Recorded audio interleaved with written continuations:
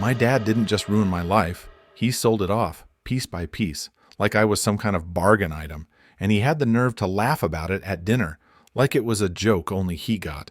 But I wasn't laughing. So I decided to dig up every dark, dirty secret he thought he'd buried. And believe me, it was only the beginning. So let's just dive right in. My name's David. I'm 22, and I'm about to spill the wildest, most messed up story about my so-called dad. Imagine this. A casual family dinner, everyone's all happy family vibes, and then out of nowhere, the guy who brought me into this world drops a bomb. He's leaning back, swirling his drink like he owns the place, and suddenly blurts out, "Yeah, I sold David to a better family when he was 10. Best decision of my life." Just like that. No shame, no hesitation. And he had this smug grin on his face, like he expected us all to laugh it off as some kind of dark joke. Now, let me clarify. Most of my family's just as shocked as I am, and they're nervously laughing, like maybe he's just pulling our leg or something, but I knew better. This wasn't some sick joke. This was my dad laying out his cards, showing off his accomplishments. My mind was racing, my heart pounding. I remember thinking, did this man just say he literally traded me out like I was some old piece of junk? And he's saying it with zero remorse, like it's the most normal thing in the world. At that moment, I was done. All those years I'd spent trying to brush off his cold attitude, convincing myself he had to care somewhere deep down, all that disappeared. This guy? He didn't just not care. He actually went out of his way to toss me aside like I was nothing, just a burden to be offloaded. My own dad looked me straight in the eye and laughed about it. And that was the moment, standing there feeling like I'd just been hit by a truck, that I made up my mind. I was going to find out everything. Every dirty secret he'd buried, every shady deal, every single piece of his past he thought was safe. I wanted to make him pay, and not in some cheap way either. I was going to dig up everything he'd ever tried to hide, and I was going to watch his world burn. Turns out, dear old Dad had no clue his dirty little secrets were about to hit daylight. Like, he genuinely thought he could drop a bomb like that at dinner and just keep chilling, as if nothing happened. Well, surprise, surprise, I wasn't going to let it go. I was on a mission, ready to find every little piece of dirt he'd been hiding over the years. Every single one. So I went full detective mode. My room became a full-on conspiracy board situation. I dug into everything I could get my hands on. Old files, random documents, whatever scraps of information I could piece together. I spent hours scrolling through archives, internet forums, and sketchy databases, all while ignoring my friends who kept texting me to come out. They didn't get it. They had no idea what kind of double life this guy was leading right under our noses. And oh man, the rumors. I started hitting up old contacts from back in Dad's early days, people who knew him before he even thought about having a family. The local bar was my gold mine. Every time I walked in there, the regulars would give me these side glances like they knew something I didn't. And guess what? They did. Little by little, stories started pouring in. Apparently, my dad had a bit of a reputation, not just as the guy who sold his kid, but as this sneaky, backstabbing type who would ditch anyone the second he could profit from it. I remember one guy, this old bartender, looked at me and said, "Kid, your dad's the kind of guy who'd throw his own family under the bus if it meant he'd come out on top." That hit me hard, but I was in too deep to stop. Every new detail I found made me realize I wasn't just dealing with a selfish dad. I was dealing with a professional scam artist who saw everyone as a stepping stone. And the deeper I went, the uglier it got. The deeper I dug, the clearer it became. My dad wasn't just some bad parent. He was on a whole other level. Think of all those shady types you see in crime dramas. Yeah, my dad was basically one of them, just without the movie glamour. I found old photos, half-faded, stuffed into files labeled with things like business expenses and family matters. Except, these photos weren't from family vacations or birthdays. Nope. It was Dad arm in arm with these slick-looking guys, you know, the kind with fancy suits and smiles that scream, "I'm up to no good." And then I found his business files, or should I say, his business files. He had partnerships with companies I'd never heard of, which isn't a surprise, considering these were practically ghost businesses. But the cherry on top? He'd been, let's say, trading family favors for cash for years. Not just the usual family loans or anything. No, he was literally exchanging people, favors, and connections like they were some sort of commodity, as if the whole world was his personal trading post. Then, I found the contract. This wasn't just any document. It was this weirdly formal agreement with a local family's name I vaguely recognized. The contract had terms, dates, the whole deal. And in bold, right at the top, was a line about temporary guardianship, with my name underlined. Suddenly, everything clicked. Dad hadn't trusted that family to take care of me. He'd straight up handed me over, like some exchange, probably hoping to cash out or make a quick escape from the responsibility. Fueled by a mixture of pure outrage and disbelief, I decided to pay that family a visit. I needed answers. Did they know they were part of some twisted arrangement?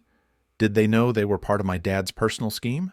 So there I was, standing on the doorstep of this family's house, my mind buzzing with a million questions and this sick feeling in my stomach. When they opened the door, they looked genuinely happy to see me, like I was some long-lost relative coming back for a visit. Weird, right?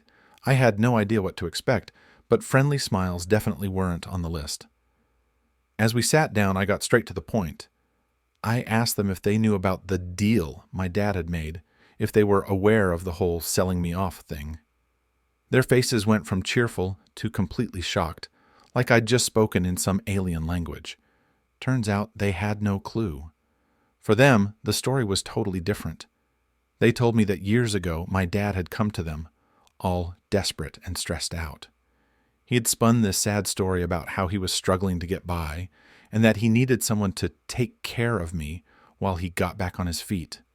And apparently he was so convincing that this family, nice people that they are, agreed to help. They thought they were doing a good deed, stepping in as temporary guardians while my dad supposedly sorted out his financial mess. The truth? My dad didn't need time to get back on his feet. He needed an escape, someone else to take the burden off him. And these people were just willing volunteers.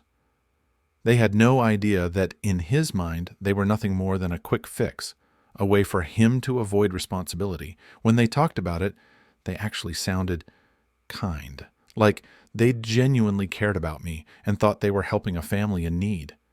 They even shared a few memories from that time, how they tried to make me feel welcome and safe. Hearing all this, I felt a weird mix of emotions: anger, disgust, betrayal. Yeah, those were all there. But there was something else, too. These people were tricked just like me. They'd been fed lies, kept in the dark, and used by the same man who was supposed to protect me. And I realized right then, my dad's web of lies was way bigger than I'd thought. I got back home with a mission. This wasn't just about revenge anymore.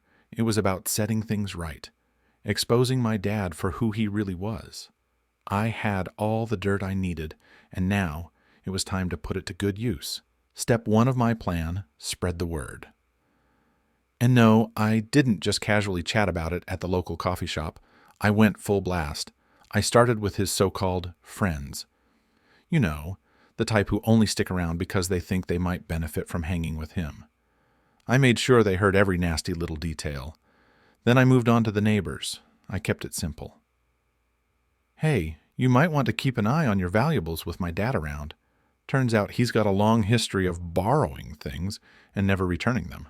Before I knew it, the rumors were spreading like wildfire. People started talking, and the truth about my dad's shady past was out there, finally catching up with him. And it wasn't long before some of his old friends showed up. These weren't friendly reunions, though. Oh no. These were the kind of visits where you knew things could go south real quick. Apparently Dad had borrowed, and conveniently forgotten to repay, money from just about everyone he ever met. And now, with all the details I'd shared, they were back, and they weren't here to chat. Watching from a distance, I could see him slowly realize he was being cornered. He knew someone was pulling the strings, spreading these stories, but he couldn't figure out who. I mean, why would he even think to look at me? I was just the kid he thought he'd shoved out of his life, someone he could ignore and forget. With each new piece of truth I dropped, I could practically see my dad scrambling to keep his world from collapsing. The guy was grasping at straws, spinning excuses left and right, trying to smooth things over. He'd tell anyone who would listen that it was all a big misunderstanding, that people were twisting his words. He'd even go as far as saying there was a conspiracy against him. Yeah, right. Like anyone was buying that. Funny thing was, the more he tried to deny it, the more people started to believe what they were hearing. The guy was digging his own grave, one flimsy excuse at a time. And let me tell you, watching him squirm, watching his so-called friends slowly realize he was bad news, it was priceless. One by one, his connections started ghosting him. Those same people who'd been on his side for years were suddenly way too busy to take his calls or show up to his little gatherings, and he knew it. I could see the panic setting in. He was starting to get that look, the I messed up big time face, but he just couldn't admit it. His pride wouldn't let him. Instead, he went to his backup plan, bribery. He tried to buy my silence, handing me a stack of cash like it was supposed to fix everything. I just laughed in his face. I mean, really? After everything he'd done, he thought a bit of cash would make me back off? It was obvious that he was desperate. He'd do anything to get a bit of his reputation back, to pull himself out of the mess he'd made. But there was no going back. He was in free fall, and there was no safety net waiting for him at the bottom. It was a sight I never thought I'd see in my life. My dad, standing there in front of a room full of people, ready to spill every lie he'd built his life on. He looked defeated, like truly broken. And as much as he tried to keep his dignity intact, there was no saving face here. His back was up against the wall, surrounded by people who had been burned by his schemes. He knew there was only one way out, a public confession. I guess he figured if he told his story his way, maybe he could still control a bit of the damage. So he calls for this gathering, like some big revelation was about to go down. I made sure I was front and center for this, of course.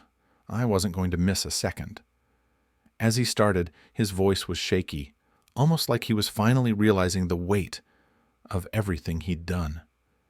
He admitted it all, how he'd used people his entire life, even his own family, how he'd lied to make himself look like the hero, how he'd told everyone that selling me was actually a sacrifice for my future.